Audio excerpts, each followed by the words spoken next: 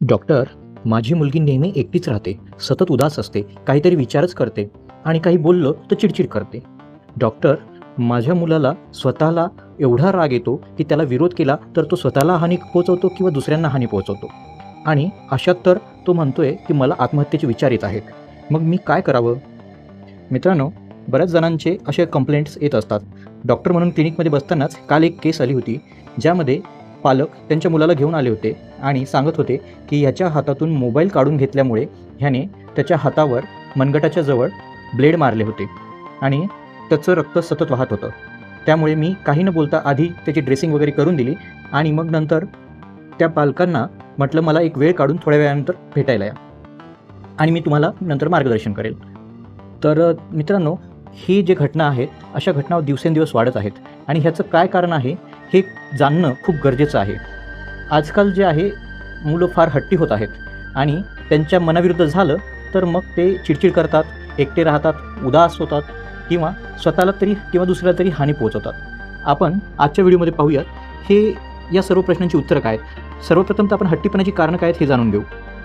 पहिलं कारण आहे पालकांचा लाड. लाड म्हणण्यापेक्षा अतिलाड. मुलांच्या प्रत्येक इच्छेला पालक तात्काळ मान्यता देत असल्यामुळे मुले हट्टी होतात. दुसरं कारण आहे एकुलते एक मुलं.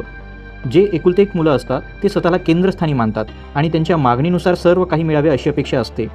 तिसरं कारण आहे अतिरिक्त सुविधा. आजकाल मुलं अनेक आधुनिक सुविधा घेऊन मोठी होत असल्यामुळे त्यांच्या मागण्या वाढतात आणि त्यांच्या मागण्या पूर्ण झाल्यास ते हट्टीपणा करतात. चौथं कारण आहे पालकांचा वेळ न देणं. आजच्या धकाधकीच्या जीवनात पालक मुलांना पुरेसा वेळ देऊ शकत नाहीत, त्यामुळे मुले लक्ष आकर्षित करण्यासाठी असा हट्टीपणा करतात. पाचवं कारण आहे सोशल मीडियाचा प्रभाव. मुले सोशल मीडियावर इतर मुलांचं आयुष्य पाहून त्यांच्यासारखे वागण्याचा प्रयत्न करतात. साहजिक आहे, आपणही दुसऱ्यांचे स्टेटस पाहून त्याप्रमाणे वागण्याचा प्रयत्न करतोच. ही तर बिचारी मुलं आहेत, तर हे का नाही करणार? तर आता ही हट्टीपणाचे भविष्यात किती भयानक परिणाम होऊ शकतात ह्याचा आपण विचार करू. जी मुलं हट्टी असतात त्यांना सामाजिक संबंध बनवण्यामध्ये अडथळा निर्माण होतो, म्हणजेच हट्टी मुलांना इतरांशी जुळवून घेण्यात कठीण जाऊ शकते. त्यानंतर शैक्षणिक प्रगतीवर परिणाम होतो. जी हट्टी मुले आहेत ती नियमितपणे अभ्यास करत नाहीत आणि त्यामुळे त्यांची शैक्षणिक प्रगती मंदावते.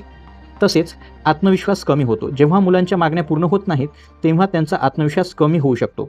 तसेच काही प्रकरणांमध्ये हट्टीपणा हा मानसिक समस्यांचे लक्षण असू शकतो. तर मित्रांनो, यासाठी पालक आणि मुलं यांचे संबंध व्यवस्थित असणं गरजेचं आहे. तर त्या बाबतीत काही महत्त्वाच्या गोष्टी आहेत, त्या जाणणं आपल्याला अतिशय गरजेचं आहे. तर पहिली गोष्ट म्हणजे विश्वास. मुलांनी आपल्या पालकांवर विश्वास ठेवणे गरजेचं आहे.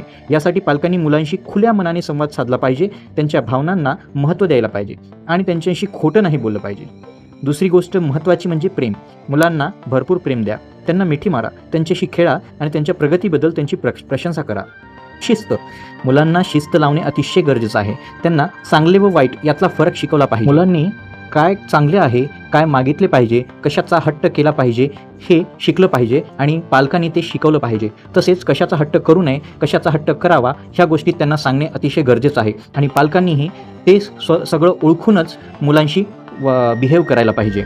म्हणजे हा शिस्त नावाचा प्रकार पालकांमध्ये असला तर मुलांमध्येच नक्की येईल, पण पालकांमध्ये नसेल तर मुलांमध्ये येणारच नाही. त्यानंतर पुढची गोष्ट आहे वेळ. मुलांना पुरेसा वेळ द्या, त्यांच्यासोबत खेळा, त्यांच्यासोबत वेळ घालवा, जेणेकरून मुलांना भरून वाटेल, एकटे वाटणार नाही. त्यानंतर सहानुभूती. मुलांच्या भावना ज्या आहेत त्या समजून घ्या, त्यांच्या दृष्टिकोनातून जग पहा, ते काय म्हणून पाहतात ते बघा, त्यांची काय अडचण आहे ते जाणा आणि त्यांच्या भावनेवर विशेष लक्ष दिल्यास मुलांची वाढ चांगली होईल. तसेच मुलांना प्रोत्साहन देणं फार गरजेचं आहे. मुलांच्या प्रत्येक प्रयत्नाला प्रोत्साहन द्या, त्यांना त्यांच्या क्षमतांचा विकास करण्यासाठी प्रोत्साहित करा. त्यानंतर आहे सीमा, मर्यादा. मुलांना मर्यादा शिकवा, त्यांना काय करता येते, काय नाही हे स्पष्ट करा.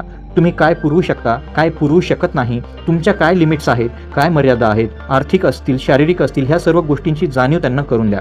वयानुसार योग्य ते मार्गदर्शन त्यांना त्या बाबतीत करा. उदाहरणार्थ, आपण स्वतः जे करतो तेच मुलं शिकतात, म्हणून पालकांनी स्वतः चांगले वर्तन करावे. त्यानंतर समानता. मुलांना समानतेने कसे वागायचे हे शिकवा. तुम्ही त्यांच्यामध्ये भेदभाव करू नका, जेणेकरून ते इतरांमध्ये भेदभाव करणार नाहीत, किंवा तुम्ही इतरांमध्ये भेदभाव करत असाल आणि त्यांच्यासमोर करत असाल तर मुलं ते तुमच्याकडून जशास तसं शिकून घेतात. त्यामुळे समानतेनं सर्वांना वागवा, तर मुलं आपोआप समानता धारण करतील. त्यानंतर आहे स्वातंत्र्य. मुलांना स्वतःचे निर्णय घेण्याची संधी द्या, त्यांच्यात स्वातंत्र्य ही भावना वाढवा. तर अशा प्रकारे आपण पालक आणि मुलांमध्ये संबंध सुदृढ करू शकतो. आता हे संबंध सुदृढ आहेत किंवा चांगले आहेत हे कसं ओळखायचं? पहिली गोष्ट, अशी मुले आत्मविश्वासाने भरलेली असतात. आईवडिलांशी संबंध चांगला असेल तर त्या मुलांमध्ये सकारात्मक दृष्टिकोन भरपूर असतो. त्यांना इतरांशी जुळून घेणे सोपे जाते. ते शालेय जीवनात चांगले काम करतात. ते भावनिकदृष्ट्या स्थिर असतात आणि ते सर्वच बाबतीमध्ये जीवनात पुढाकार घेतात. आता पालक म्हणून आपण काय टाळले पाहिजे जेणेकरून हे संबंध चांगले राहतील? तर पहिली गोष्ट, मुलांवर ओरडणे सोडा. मुलांवर अजिबात ओरडायचे नाही. कोणतीही गोष्ट सौम्य भाषेमध्ये त्याला समजेल अशा भाषेमध्येच समजून सांगा. मुलांना शारीरिक शिक्षा देऊ नका. शारीरिक शिक्षेचा फार परिणाम होतो. शारीरिक शिक्षा करू नका. त्यानंतर मुलांची तुलना इतर मुलांशी करू नका. इतर मुलांशी कंपॅरिझन जे आपण करतो त्याचा विपरीत परिणाम मुलांवर होतो. मुलांना अपमानित करू नका. 4 लोकांसमोर तर अजिबात त्यांना मोठ्याने बोलू नका किंवा त्यांचा अपमान करू नका. उलट सौम्य भाषेत त्यांना ती गोष्ट समजून सांगा. काय चुकते, काय नुकसान होते हे त्यांच्याशी व्यवस्थित बोला. आणि मुलांना एकटे सोडू नका. सर्वात महत्त्वाचं म्हणजे मुलं कधीही एकटं राहणं, आईवडिलांशिवाय पालकांशिवाय एकटं राहणं सहन करत नाहीत. त्यांच्या मनावर याचा खूप परिणाम होतो. त्यामुळे अशा मुलांना एकटं सोडू नका. तर मित्रांनो, हे सर्व जर बाबी आपण सांभाळल्या तर भविष्यात होणार आपलं नुकसान आपण टाळू शकतो. आपलं नुकसान का? कारण आपली मुलं ही मोठेपणी आपल्याशीही तसेच वागतील, समाजाशीही तसे वागतील आणि त्याच्यामुळं ते जे काही बनवतील, घडवतील किंवा बिघडवतील त्या सगळ्या गोष्टींना आपणच पालक म्हणून जबाबदार राहणार आहोत. तर मुलांच्या हट्टीपणाला आवर घाला. ते रडत आहेत तर रडू द्या, पण त्यांना शांतपणे नंतर गोष्टी समजून सांगा.